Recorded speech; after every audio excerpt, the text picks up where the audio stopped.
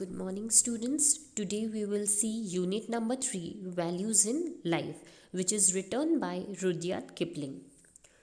Rudyard Kipling के बारे में थोड़ा इंट्रोडक्शन जान लेते हैं. Rudyard Kipling was an English poet and novelist who is remembered for his children's book, including the ever popular The Jungle Book and Kim, and for his many stories and poems written about the British in India during the Raj. तो हम देखते हैं कि Rudyard Kipling जो है ये बहुत ही famous English poet और नॉवेलिस्ट थे जो कि जाने जाते हैं चिल्ड्रंस की बुक लिखने के लिए, जैसे कि जंगल बुक एंड किम. और उन्होंने काफ़ी सारी स्टोरीज़ भी लिखी थी, पोएम्स भी लिखी थी जब ब्रिटिश इंडिया पे राज करती थी. He was a strong advocate of the British Empire. Kipling was awarded the Nobel Prize in English in 1907 and was offered a knighthood several times, though he declined the honor. और जो Kipling थे उन्हें Nobel prize दिया गया था literature के लिए 1907 में, and he was also awarded as a knighthood. Values in Life appears in a book of words, a volume of Kipling's collected speeches.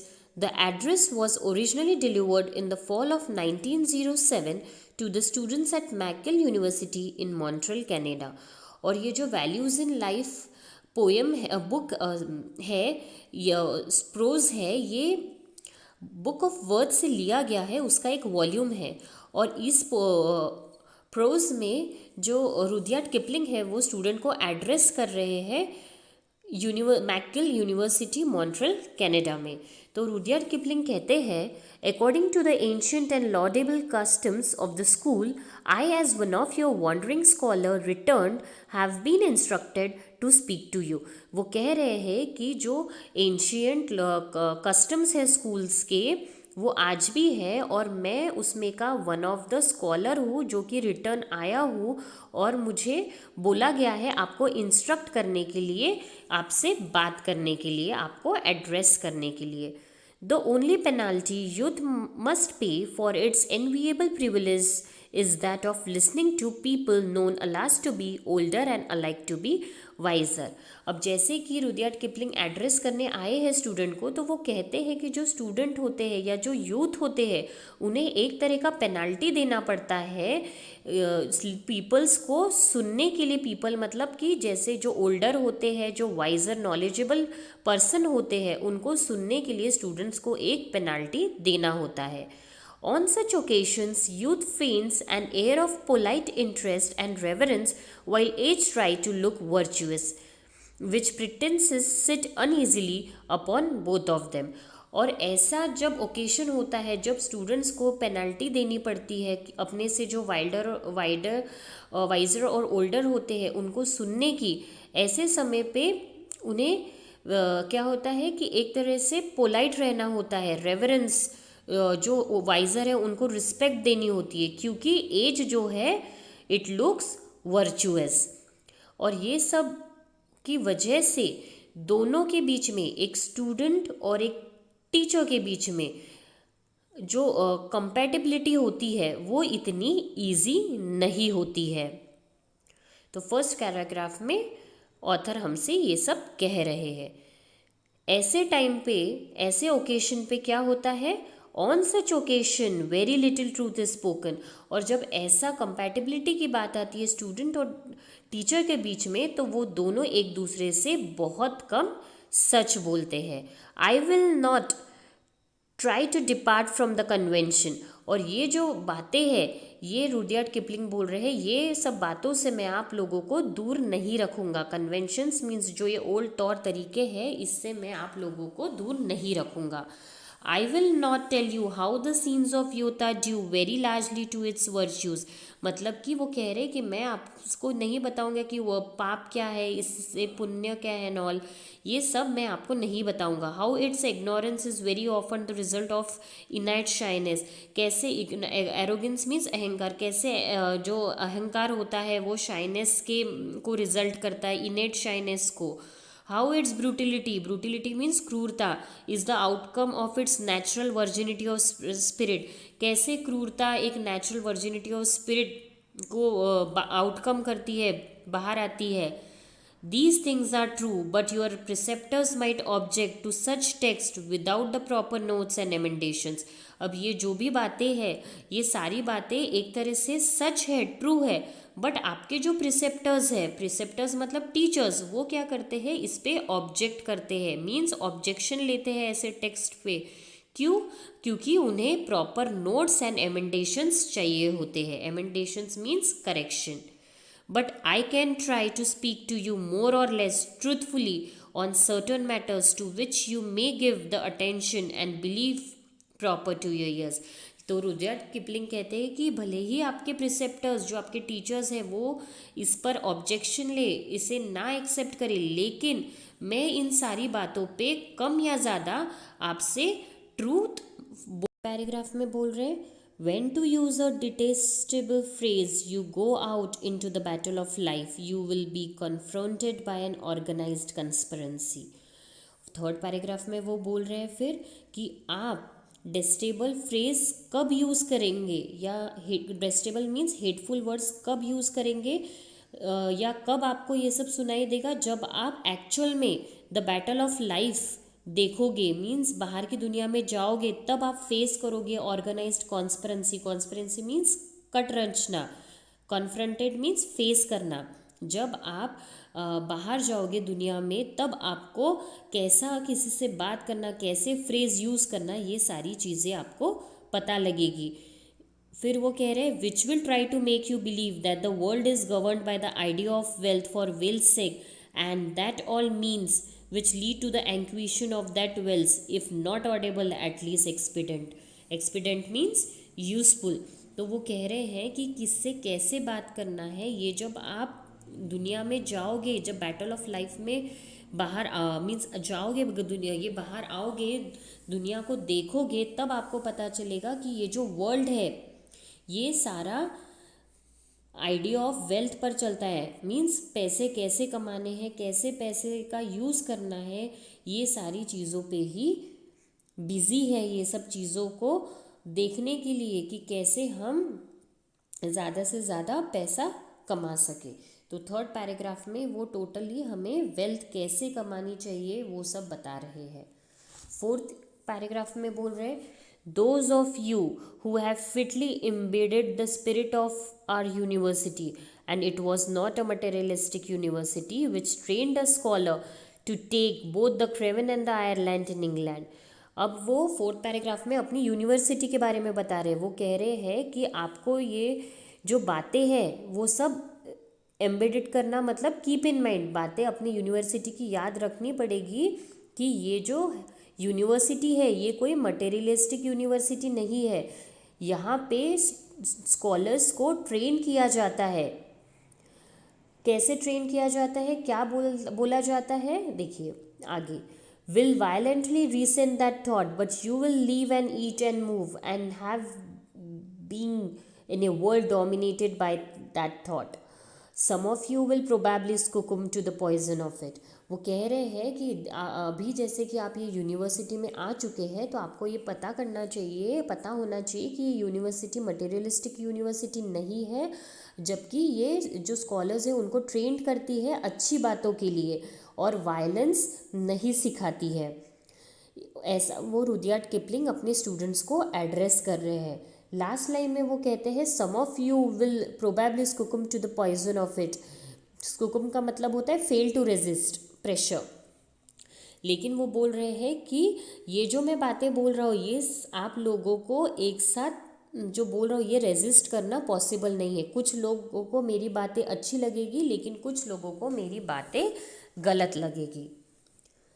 Next वो बोल रहे हैं now I do not ask you not to be carried away by the first rush of the game, great game of life.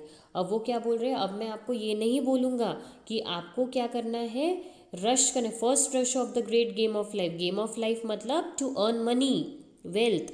वो बोल रहे हैं कि मैं आपको ये नहीं सिखाऊंगा कि आपको पहले ही इसमें पैसे कमाने हैं. That is expecting you to be more than human. आपसे मैं एक्सपेक्ट करता हूँ कि पैसे से ज़्यादा आप एक अच्छा ह्यूमन बनिए. But I do ask you after the first heat of the game that you draw breath and watch your fellows for a while. और मैं आपको ये बोलूँगा, मैं आपसे पूछूंगा कि आप क्या है, इस जो गेम फर्स्ट गेम है इसे देखिएगा, ड्रॉ कीजिए, इसे वॉच कीजिए और इसमें आप देखोगे कि आपके फेलोज क्या कर रहे हैं. फेलोज मीन्स आपके क्लासमेट्स जो आपके साथ के हैं. Sooner or later you will see some man to whom the idea of wealth as mere wealth does not appeal, whom the methods of amazing that wealth do not interest, and who will not accept money if you offer it to him at a certain price. तो जब आप देखोगे पास से अपने fellows को तो sooner or letter, आज या बाद में आपको ये एहसास होगा कि कुछ आदमी जो होते हैं उनको ये पैसे कमाने का जो तरीका है ये उतना अपील नहीं होता कि सिर्फ ज़िंदगी में पैसा ही कमाना है, या फिर जो अलग अलग मेथड्स होती है पैसे कमाने के लिए इसमें उनको कोई इंटरेस्ट नहीं रहेगा. और कुछ जो है वो क्या करेंगे, पैसे भी एक्सेप्ट नहीं करेंगे जब तक कि आप उनको कुछ सर्टन प्राइस के लिए उसे देते हो. तो उनका कहने का मतलब ये है कि कुछ यूथ जो है उनको ये पैसे की जो कमाने की आइडिया ये बिल्कुल अपील नहीं होगी और कुछ को अपील होगी. Means some will follow, some will not follow. तो 5th पैराग्राफ में वो हमसे वेल्थ के बारे में बात कर रहे हैं. उसके बाद वो कहते हैं at first you will be incline to laugh at this man and to think that he is not smart in his ideas. अब जब कोई जो इंसान कह रहा है कि हमें पैसे कमाने में इतना कोई इंटरेस्ट नहीं ये सब, तो ऐसे इंसान को देख के हम क्या करेंगे, लाफ करेंगे. इसीलिए वो बोल रहे incline to laugh at this man, और हम लोग क्या करेंगे उस पर लाफ करेंगे और ये सोचेंगे कि ये जो मैन है ये स्मार्ट नहीं है अपने आइडियाज़ में. आइडियाज़ मतलब कौन सी आइडियाज़, अर्न मनी, पैसे कमाने की जो आइडियाज़ है उसमें वो उतना स्मार्ट नहीं है. फिर वो स्टूडेंट को एड्रेस करते हुए बोलते हैं I suggest that you watch him closely and he will presently demonstrate to you that money dominates everybody except the man who does not want money. फिर जब वो देखते हैं ऐसे इंसान को तो वो बोलते हैं कि मैं आपको सजेस्ट करूँगा कि उसे क्लोजली वॉच करो तो पता लगेगा, तो आपको ऐसा डेमोन्स्ट्रेशन होगा कि जो मनी है वो क्या करता है, सबको डोमिनेट करता है एक्सेप्ट ऐसे इंसान को जो कि उसे नहीं चाहता, who does not want money. You may meet that man on your farm, in your village or in your legislature. वो कह रहे हैं कि ऐसा जो इंसान है उसे आप कहीं भी मिल सकते हो, जैसे कि आपके फार्म में, आपके विलेज में, मीन्स आपके गांव में, और इन योर लेजिस्लेचर या जहाँ पे आप काम करते हो वहाँ पे ऐसे इंसान को आप मिल सकते हो. But be sure that whenever or wherever you will meet him, as soon as it comes a direct issue between you, his little finger will be thicker than your lions. Lions means एक body part.